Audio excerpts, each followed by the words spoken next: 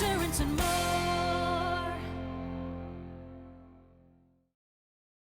Hi, everyone. Welcome to Ask the Planman. Everything you wanted to know about finance, insurance, and more, but were afraid to ask.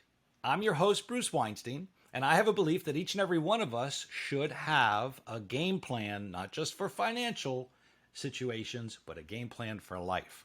Today, we're sitting down with brand boss Rachel Jenks. With over 23 years of marketing and communication experience, Rachel's passion is empowering business owners to own their difference and rock their brand like a boss. Rachel has had the opportunity to work with organizations of all sizes and industries to amplify the power of their brands through brand strategy, consulting, brand development and design, multimedia, advertising, marketing, live event production. Do you sleep, lady? What are you doing here? E-learning, 3D animation, video, photography, and art direction. Rachel is the host of her own podcast, The Brand Boss Show, which yours truly has been on.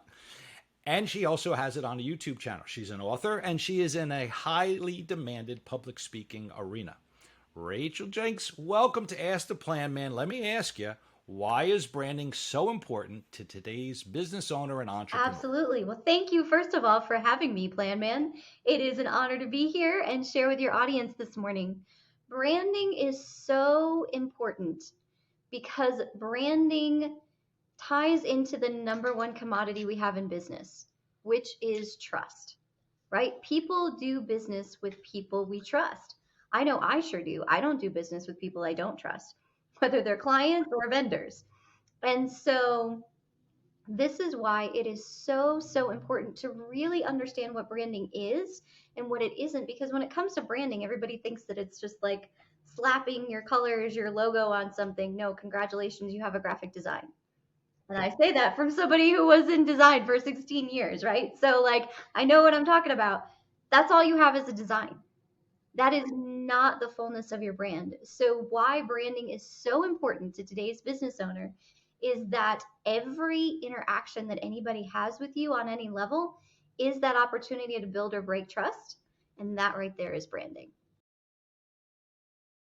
So I had down a few questions. What would you say branding entails? You're kind of saying what's not branding, but like, what does branding entail?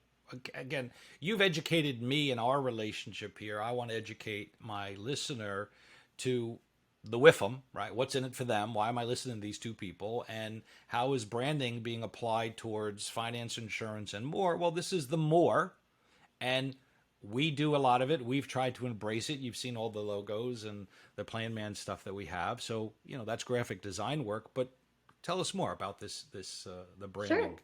So when it comes to branding, everybody thinks about it like cattle branding, right? Like searing your mark on something. And that's not actually what branding is. And so to really understand the power of branding, we have to think about it in reverse.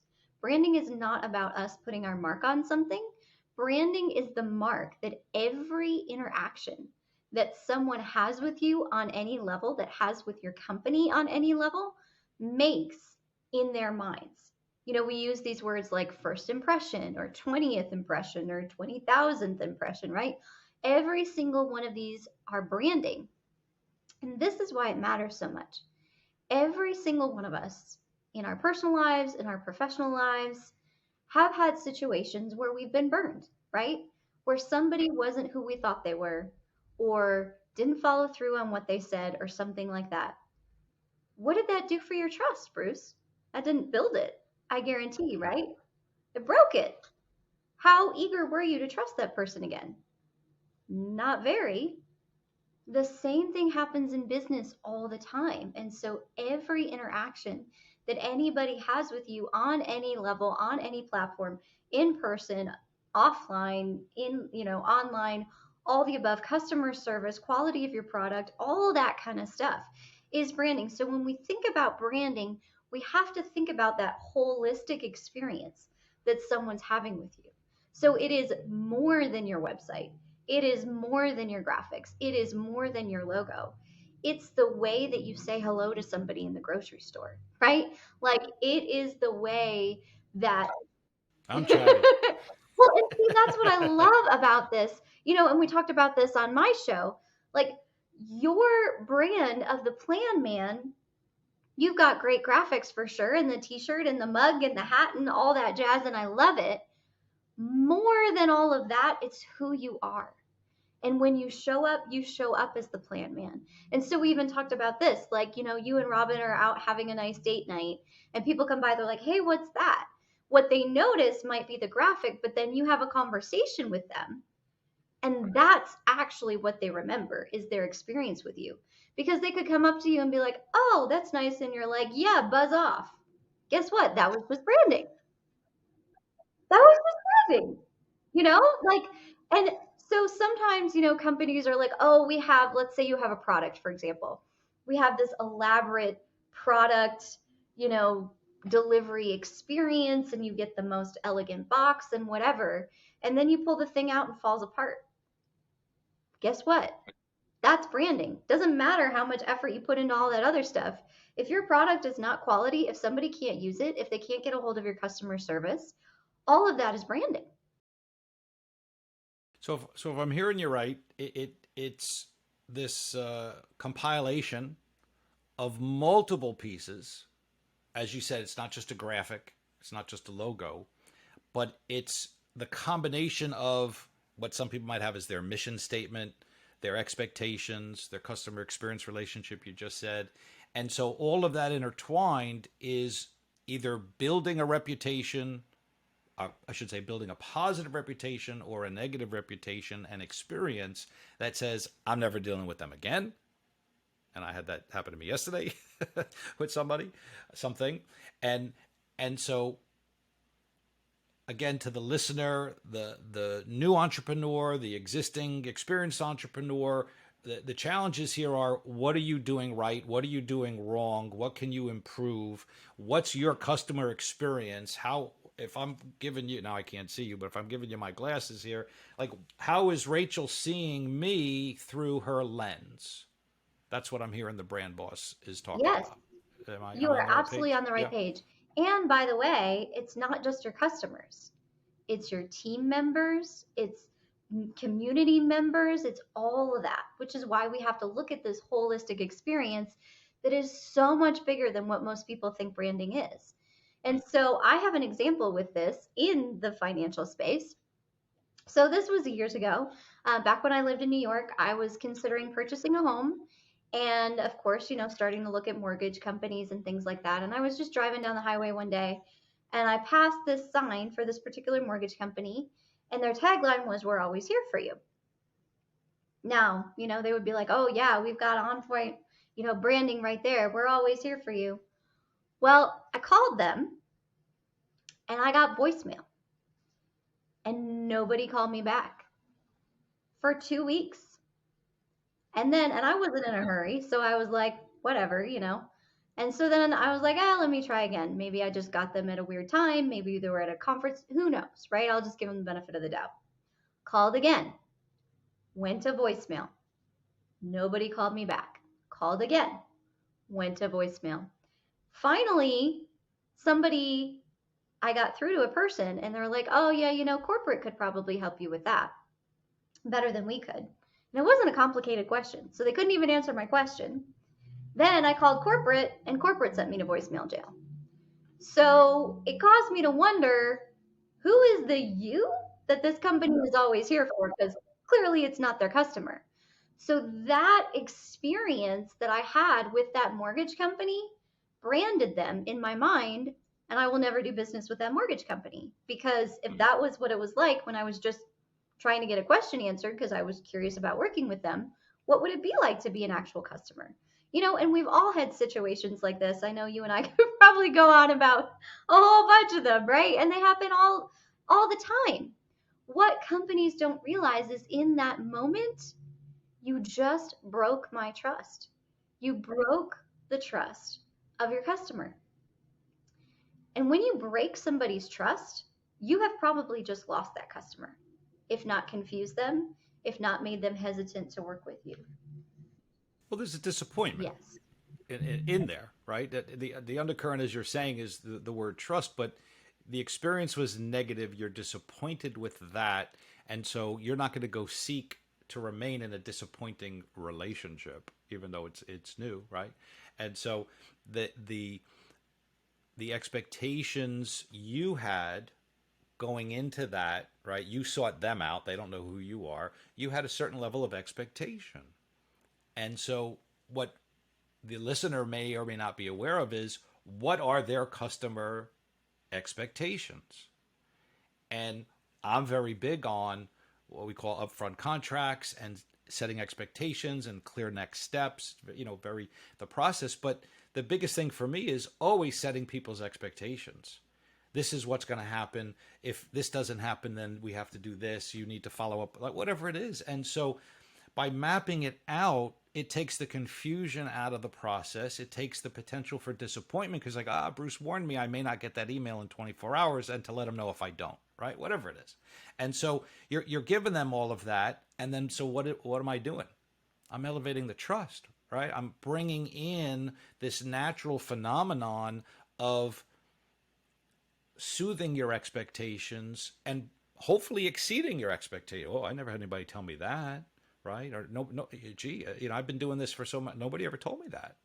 Well, that's why I'm here, right? So, it's my almost 36 years of experience and dealing with the human nature, dealing with the clients and trying to uncover and help them solve their problems and set expectations along the way that it's not, we were just talking a little bit offline about the insurance space. It's not something that working with an agent, me or anybody else out there, there's no additional cost. There's no surcharge. We're not, well, it's an extra $50 a month if you work with me, do it yourself. You say, no, it doesn't work that way. So we're compensated by the insurance carriers predominantly. And so they use us as the go-betweens and the disseminators, because there's so much out there for you, an uneducated consumer. You don't know what you don't know. So what am I looking at here? Right. And now I'm going to help you disseminate that. I'm going to hopefully fulfill the expectations you had. I'm going to get you to the end game of the solutions. And oh, by the way, it didn't cost you an extra penny. Why wouldn't you, work with that? So, but again, we all deal with that unknown expectation from the potential, a suspect becomes a prospect, becomes a client, right? Which you then want to become an advocate and a champion. And that's what you and I have become with each other, is we're advocates and champions, right? We got to know each other and we've developed this relationship and this kinship now. So we have that bond. The trust is higher, right? And so you come on my show, I come on your show. We're getting to know each other deeper. We see each other at these other events that we go to. And look what happens, right? So, and inherently for me, there's always a friendship. Yeah. It's not always business. Yeah. I treat clients like family, Yeah, right? And as that's it should be. not that I like most of my family, but I like my clients. It is, just as it should be. Well, and here's the other thing. Trust comes before transactions.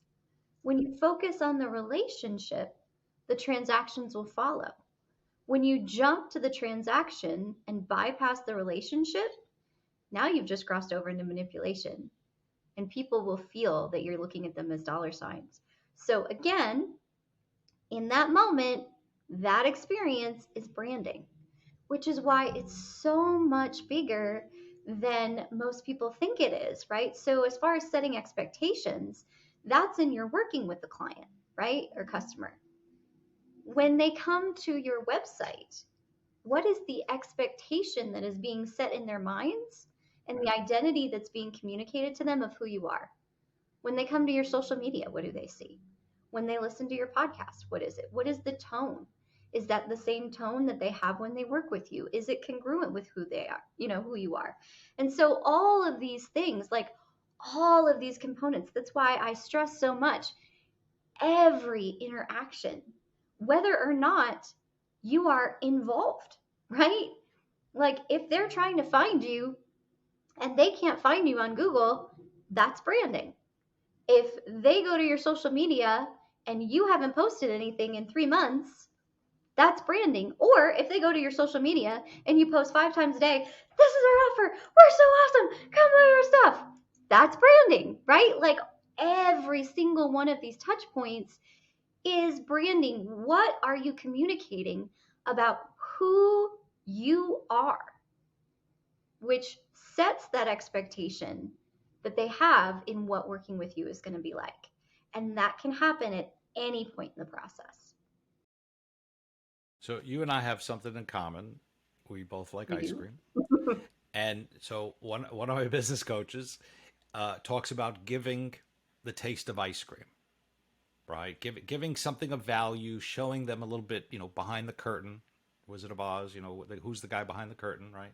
And so you give them the taste of the ice cream so they could start to get a feel for it in a non-threatening way. This is what we have. So, hey, I want to try that cocoa coconut that I saw your picture of on Facebook, right? The girl's an ice cream connoisseur. She makes me so jealous.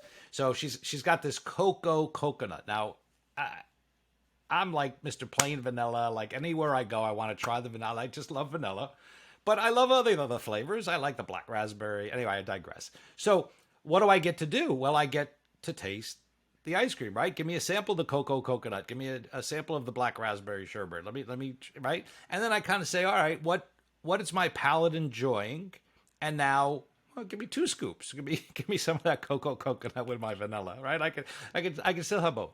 So the same thing applies here in that branding sense. And what you're saying is I call it the hit and run, and not to be crude, the wham bam, right? Is people go into these environments, BNI, networking groups, Facebook, LinkedIn, and they're just trying to sell. And you've heard me say this 1,000 times. I have nothing to sell, just problems to solve. So all I'm trying to do is give you enough tastes of ice cream so that you could say, I'm tutti frutti. That's what I need, right? I'm calling you that from now on. You can call me Tutti Frutti. I'm sure half the audience doesn't even know what Tutti Frutti ice cream even is anymore. So, but you get the gist of it. Is you I mean, this happened twice today. People are hitting me on Facebook Messenger with a pitch. Yes. Whether we're connected or not, I've never seen, heard, or spoken to you. And so it's a pet peeve of mine. I'm like, block. And I won't do it. I'm connected to almost 5,000 people out there, but I want the audience and the eyeballs to self-select. That's always been my mantra. Right? I used to do seminars for years. I'd send out 10,000 mailings. I didn't have 10,000 households come. There was no way I could ever afford that, but you knew you would get a percentage. And from that percentage, then when I gave my talk, I would have another percentage whittled down of like, oh, that makes sense to us. We want to talk to him. And then they would come in and see me. So it's a self-selection process. I had nothing to sell. I'm showing you problems that you all face in planning for retirement and life. Which of those apply to you? We pretty much help you with all of it. And then you tell me where you have these gaps, right? So what kind of taste of ice cream stories can you share besides cocoa? Yes. Coconut? Well, and just really funny, quick side story. So I just have to share. I got this DM on LinkedIn. I got 2 really weird ones this week, but my favorite one was, I look forward to net weaving with you. Net weaving? Like, I'm so glad I took those. We're gonna make a Yeah, sweater? like, I'm so glad I took those underwater basket weaving classes after all. Like, seriously? What?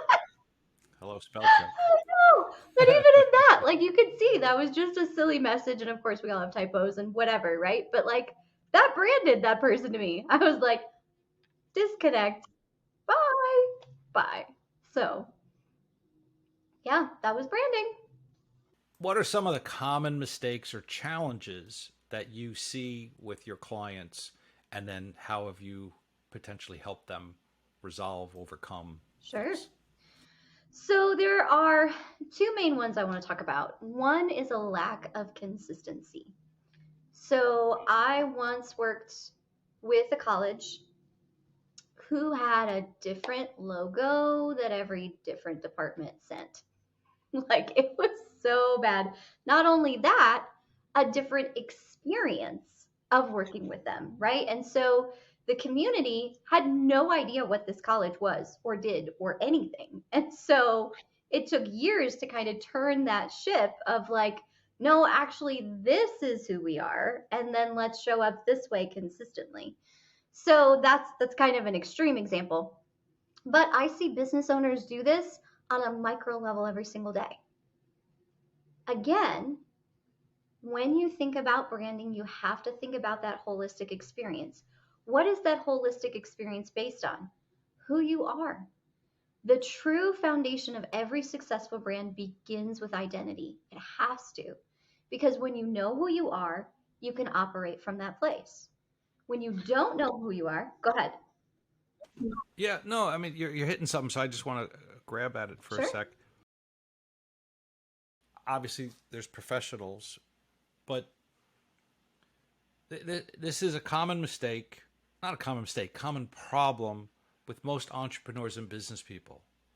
They're good at what they do. They're not necessarily good at business. They're not necessarily good at marketing, accounting, and all the other stuff that goes into it. Like there's so many layers to an entrepreneurial's life and existence, which is why these networking groups and mastermind groups exist, is to help get collaboration at a different level. So as you're saying this, what's popping in my head is like, if I'm starting a business, I didn't take marketing classes and branding classes in school, and if I did, it's one class, and it was 100 years ago when, we Dinosaurs roam the earth. yeah, we took our brontosaurus to school, and but as I'm hearing it, what the flag is going out of my head is like, well, how am I supposed to know me enough to identify and then put that together? Because candidly, everything you see about me was extremely unintentional, right? Now it's 35 years of culmination that whatever my body of work and education and experiences came together, where the aha of the Planman came about, was like, well, here's a way I can create a legacy. Like, I'm not a writer. I've been doing seminars since the 90s, right? 1990s, not 1890s. Don't go Yellowstoning on me, people. So, my seminars were good. The material was good. It resonated. I built my business around that many, many years ago. I was doing it before anybody else was doing seminars.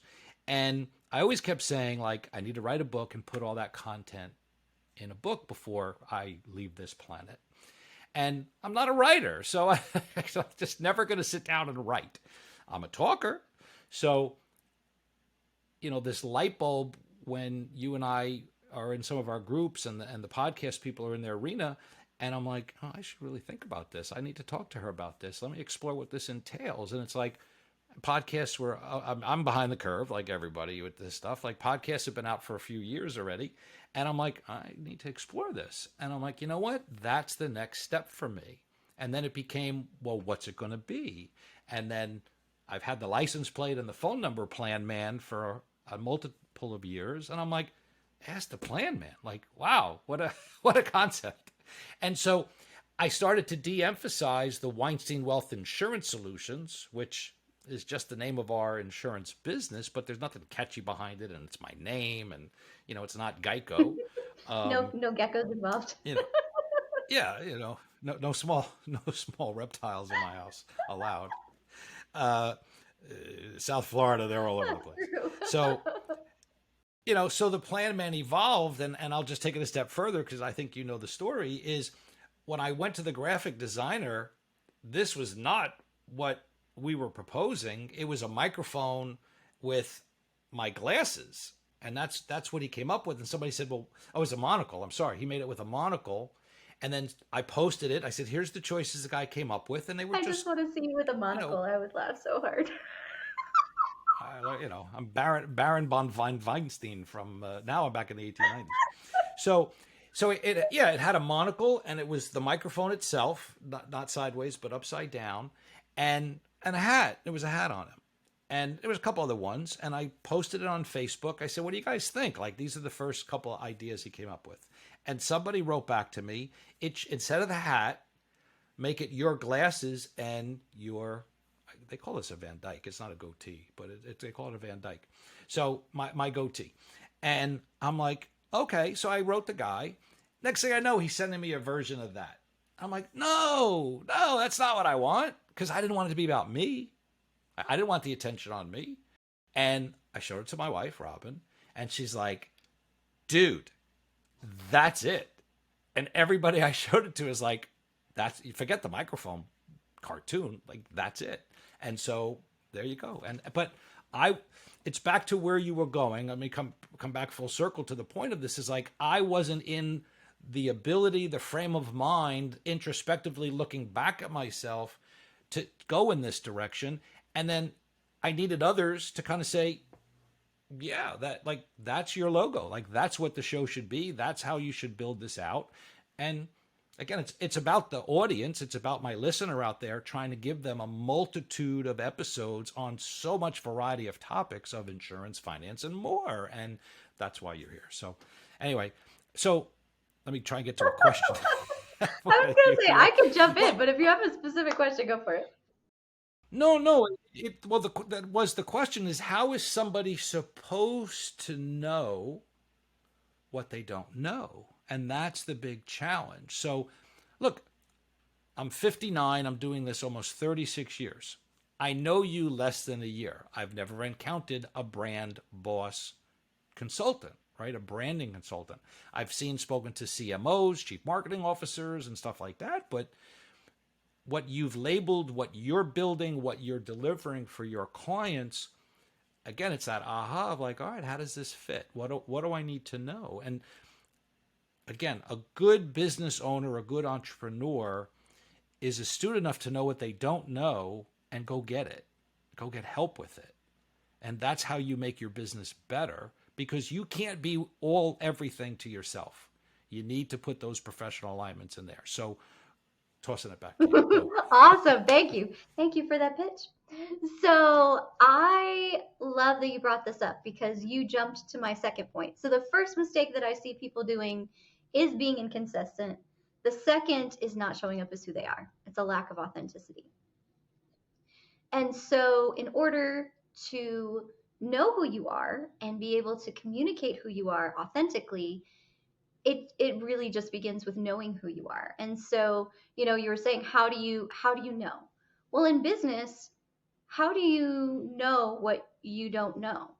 How do you say, what am I missing here? Who do you go to? You go to a coach, right? Like for your fitness journey. How do you know this is what I know, this is what I don't know, right? A lot of people go to a personal trainer or a nutritional coach. How do I'm training for a marathon. What is it that I don't know? What am I not seeing? Why am I having knee pain? Whatever, you go to a coach, you go to somebody who specializes in that field so they can come in from the outside and help you see what is already there that you might not be seeing for yourself. And this is what I'm so passionate about. So, as a personal branding strategist, consultant, and coach, what I am so passionate about doing, and the number one feedback that I get from my clients is, wow, you helped me see what was there that I couldn't see for myself. Wow, you helped me understand, like, this is who I am, and I didn't know that I could show up that way. This is who I am, and I never saw that before. And I see people's confidence go to a whole other level, and the clarity that comes in their messaging and the way that they're showing up in the world, in their interactions with clients, in networking meetings, and all of that, it just skyrockets to a whole other place, because when you know who you are, you can operate from that place. But here's what happens in life, Bruce. Over time, we collect, as my friend Julia Winston says, Post-it notes. So either other people come around and put Post-it notes on us of, oh, this is who you are, this is who you should be, or So they're labeling us. Or we label ourselves. And we're internalizing it. And when you have enough Post-it notes on you, what can you not see? Who you actually are. And this happens to every single one of us. We have life experiences. We hear this guru say this. Some friend says this. Oh, well, this is who you are. This is who you should be. I have a coaching client right now who is unlearning some of these things because she was like, this is really who I thought I was and what I wanted to do. But then somebody else told me, well, no, that doesn't seem like who you are. And she's like, and it really made me rethink everything. And so we've had to dig deep and be like, well, is that actually who you are? Or is that somebody else's projection of you? And sure enough, it was somebody else's projection. So There's all of these facets that impact. We have these We have filters. these filters. I'm No, sorry. no, yeah. We have these filters, and so your filter is different than my filter. And as you're describing this, is if somebody is not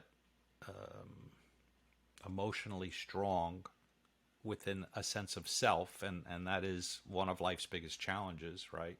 Uh, People have problems. People have baggage. The way you're using the label is it's just baggage. You bring it out of childhood, whatever your baggage is. And the hardest thing people have to learn to do is to leave that baggage behind and keep forging ahead, right? And even in business, there's so much noise. There's so much noise in the personal branding space right now about positioning yourself as an expert and building this personal brand. No, you already are a personal brand. So let's just help you get clear about the personal brand that you are, the authentic personal brand that you are, so you can show up that way consistently in every interaction that people have with you that gets them to know, like, and trust you as a person, by the way, because people do business with people we trust, not only businesses, right? So let's build know, like, and trust with you as a person, and let's help you show up that way consistently so that you are building trust. Because whenever you position yourself as something you're not, one of the number one things that we all face, particularly as entrepreneurs, is imposter syndrome. What is the definition of imposter? Somebody pretending to be somebody that they're not. And yet in business, you should position yourself as something? No, that makes no sense. The antidote to imposter syndrome is identity. Because when you know who you are, there's no way you could ever be an imposter if you're showing up as who you are. You're not going to be an imposter of yourself, right? And so this is a huge hurdle for business owners that I have seen, that I have worked with, to kind of break through, is this idea of, well, I don't want to be seen as somebody that I'm not. Okay, well then stop feeling like you have to be somebody that you're not, and let's just help you get clear on who you are. If I may, something happened recently. I was involved in one of my peer groups, insurance-related peer groups, and young and old, new and experienced. It's a collaboration from all walks. And where I'm coming from at this point is people's insecurity, right? Back to the labels, the baggage, and the filter. And so we're in the group. It's a Zoom, and a lot of us are kind of taught early on, fake it till you make it, right? You don't let the other side know what you don't know. And good, bad, or indifferent, I have no problem ever saying, right, I have no problem saying, you know what, Rachel, I don't know the answer to that. Let me go find out and I'll get back to you, because that's just true, right? I don't need to bluff you. I don't need to BS you. So this woman was on, and she was a fairly new agent in the insurance space. And you could hear what she's saying is basically, I'm insecure and I don't want to be find out to be an imposter or a fraud, because we all have that imposter / fraud is, when are they going to find out I really don't know jack, right? Like, fake it till you make it. And now they call you out on it. And so I interjected. I'm usually just a quiet observer in this stuff because of my advanced years, and I let the newer people get the tutelage that they're there for. But I raised my hand and I said, let me jump in on this for a second. I said, you need to understand, just by passing your insurance licensing exam, you already know more than 99% of the people out there, because people don't know jack. They might think they do, but just the fact that you understand and pass the exam, you're already light years ahead of them. And so you need to embrace that and stop feeling so insecure about yourself in communicating with the people and feel intimidated. I'm a licensed agent. I know what I'm doing. I know this stuff. Now, do you know everything? Do you know every product? Do you know No, of course not. But you shouldn't feel inferior to the customer and client, which is what tends to happen because of the fraud, imposter imaging. True. And when you go into a client relationship that way, those are terrible relationships. Those are not the clients that you want. Let me tell you, I have learned that the hard way in years past. Yeah. Interesting. So I don't want you to give away the secret sauce, obviously, on what you do, but if we could break down a little bit about how you execute, and I want to tie this in. You are in the process of running workshops and collaborations, kind of like group therapy, I would call it, because it's not necessarily a one-on-one, but just like I'm in my peer advisory Yeah. group that I just mentioned, is meeting with other insurance agents and collaborating. And so I know you're running workshops where you're bringing in a half dozen or so people, and you have sessions with them. So again, without giving away give us a taste of ice cream, don't give away all the answers, but like, give us a sense of what that entails. Why would somebody want to participate in this? And then, of course, leave us with how do we get a hold of you to do that and join Absolutely. you. Here's a taste of coconut. So it's just so good, by the way. Anyway, so I'm so glad that you asked that, Bruce. So I have my 12-week Own Your Difference personal branding coaching program. And in essence, what I do is this journey that I have had to walk personally in the last 3 years. Like, let me just be vulnerable and share that. Let me just real quick synopsis here. So when I started my podcast, The Brand Boss Show, that was not my title. That was not the name of my business. I wanted to empower business owners to be the boss of their brands because I was tired of seeing them manipulated into throwing money at all kinds of stupid stuff, like putting your logo on pharmacy bags. Like, can I just set your money on fire for you? That's what you just did, right? Like, this literally happened, and this potential client was so proud of telling me this, and I was like, you did what? So I just was tired of that. And I wanted to see business owners educated and empowered to make their own decisions and understand, hey, actually, this might work for my business. Oh, this is branding. Oh, this isn't branding. This is what makes it work, not work, etc. So it was all about empowering you to be the boss of your brand. Well, then people started calling me the brand boss. And at first, I was super not comfortable with that. I was like, don't call me that. It's like Yeah. we're back to the logo of the Exactly. I'm Planman, like, right? don't call I don't me want that. that. It's not about me. I don't need it to be about me. I don't want it to be about me. It's about you. And then in January of 2020, I realized it was time for me to own my identity as the brand boss, not because I needed some title, but because there are people who need me to take my place as the brand boss so that I can help them step into their place of being the boss of their brands as well. And you and I talked about this on my podcast, right? And so many times as business owners, we're like, I don't need it to be about me. And I walk this journey. I don't need my face on the internet. I don't need my voice on the internet. I don't need it to be all about me. Okay, but what if it's not about you? What if it's about the people that you're here to impact through your business? If you are not intentionally, I hate this term, but putting yourself out there, if you're not intentionally showing up in a way that they can find you, they never will. And they won't receive the impact that you're here to have. And so I had to walk this journey myself, which started with owning my identity as the brand boss, owning my difference. I'm not trying to be like everybody else. I'm not trying to keep up with my competitors. Somebody in marketing just said that. Yes, I did. Because I'm not in this for my competitors. I'm in this for you. So how am I showing up and serving you today? That's what matters to me more than anything else. And so that whole process. And then the next step is, okay, how am I connecting with people in the right ways? Like, there's so much out there. Where do I need to be showing up? Who am I having conversations with? What about, right? That's the next step. And then the final piece was, okay, I'm a business owner, so how do I do this without losing my mind, right? And like I say, working from a place of rest. So those 3 steps of my journey the past 3 years is what I walk you through in this 12-week coaching program. So it's the I Am framework where we identify, amplify, and multiply the impact of your personal brand. So in the first 4 weeks, we go really, really deep into your personal brand identity. What is your authentic personal brand? Who are you? And then who are you not? Which is equally powerful. How have you been showing up because you think you should? That's not actually who you are. What is your unique voice? What is your unique authority? We all have a unique authority, not only based on our education or professional experience, but also life experiences that we've been through. And when you partner those together with your authentic identity and your unique voice, that creates a resonance that people respond to. So what does that look like? So that's the first 4 weeks. In the next 4 weeks, we dig in and map out your entire marketing strategy for the whole next quarter and help you figure out, okay, now that we've got this plan, where do you need to be showing up? How often?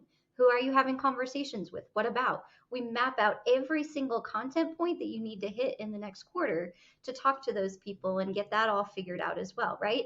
And then in the final 4 weeks, how can you do this without losing your mind? So what content do you already have? Because by the way, we all have content, whether you realize it or not, that we can take and leverage into this strategy. Or if we need to create new, what is the exact plan man, of how we're going to get this done so that by the end of the 12 weeks, you've got your honed in, authentic personal brand identity, which, by the way, takes you to a whole new level of confidence in your marketing, in your sales meetings, and all of that kind of stuff. And I can say that because I know it did that for me, right? So we've got your dialed in personal brand, your whole marketing strategy for the next quarter, every single point of content you need to hit, and we've got it done. So you are ready to rock and roll and hit the ground running after 12 weeks. That is my 12-week Own Your Difference personal branding coaching program. Wow.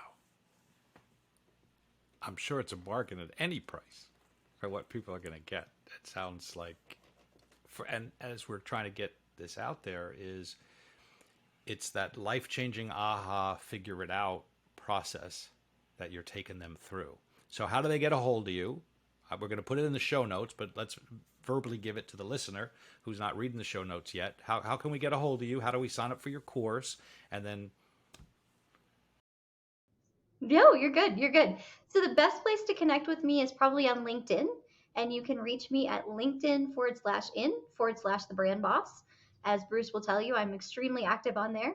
You can also follow me on Instagram and TikTok at The Brand Boss Show. You can find the Brand Boss Show podcast on every podcast app out there, or just Google the Brand Boss Show. New episodes every Tuesday. You can find me on YouTube. And then to actually sign up for the coaching program, Bruce, I'm going to give you an affiliate link that you can drop in the show notes for them. And you can get a little something out of it too. Awesome. So. No, we're not in it for me. We're in it for them. We are in it. We are in it for them. But I appreciate you having me, and I would be honored to give back to you as well. So. Absolutely. So, Rachel, I want to thank you. I think this was amazing. I enjoyed being on your show, and I hope you enjoyed coming on our show. And I just want the listener to remember here that if you're looking to get into business on your own, which is a lot of things have been happening with that great resignation the last couple of years and the COVID and working from home, there's been a huge surge in that entrepreneurship space. People are building and looking to build their own business. So go back, re-listen to this, go check the show notes, reach out to Rachel, figure out your voice, figure out your branding. How are you delivering and meeting your suspect, prospect, expectations, and meeting and continuing to deliver for the clients so that you can become extremely referable and known, right? Known, liked, and trust. So again, I want to thank you. So while you're checking out the Brand Boss podcast, make sure you like, share my podcast, Ask the Planman. If you're a first-time listener, please come back, like and subscribe. And if you're a regular listener, thank you again for joining us today. I'd love to hear from you. If you have questions, you want to hear more topics, you want me to have Rachel back on here, hit me up at bruce@asktheplanman.com. Visit my website, asktheplanman.com. Call my toll-free number, 844-PLANMAN. I'll pick up the tab for that phone call, right? 848. Nobody uses 800 numbers anymore. Again, I want to thank you, Rachel, so much. Everybody, remember, when you need some advice, always get it right. Come ask the Plan Man. I'm your host, Bruce Weinstein. Again, special thanks to Rachel Jenks, and everybody, will see you next time. Take care. Thank you so much, Bruce. When you need some advice, never sacrifice, always get it right. Ask the plan man. Finance, insurance, and more.